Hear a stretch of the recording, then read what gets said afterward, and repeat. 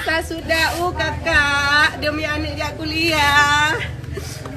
Jasa Sunda yang butuh tungku untuk kupas kulit kelapa aku bisa kakak. Jasa Sunda ulang.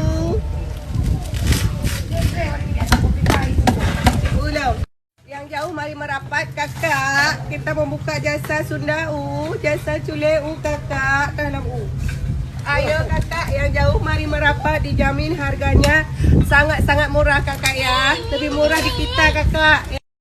Coba kasih nampak orang sana. Kasihan para mereka rakyat jelata.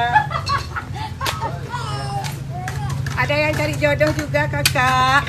Yang ini Cepat lembur cek. Aduh, siang malam nggak tidur. Ini udah pagi lagi, besok kerja lagi. Siang malam nggak tidur. Akhirnya aku berubah seperti ini teman-teman.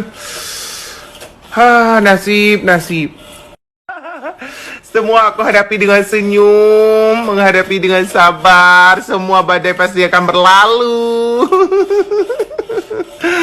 Aduh, ya ampun. Cantik juga ya teman-teman. Besok rencana aku mau ke klinik kecantikan, mau filler bibir.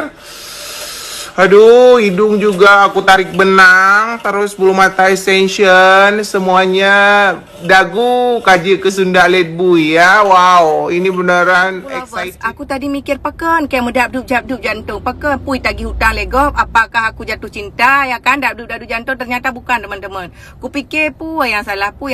Ternyata kayak golom lihbu.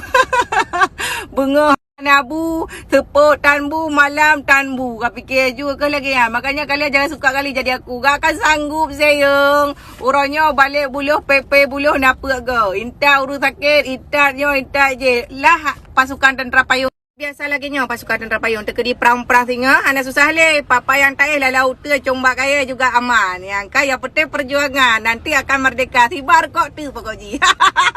Pokoknya teman-teman aku mohon maaf ya yang udah janji hari ini endorse. Kalian pahamlah sendiri. Walaupun kalian lihat Cukbul ketawa ke TV, hati menangis sebenarnya. Cuma ku pegah man. Punya aku pegah, aku klik media ke sama si kalian ketawa bah bercerai yang kan. Karena sekarang kita udah ku pegah ke. Hidup di zaman orang susah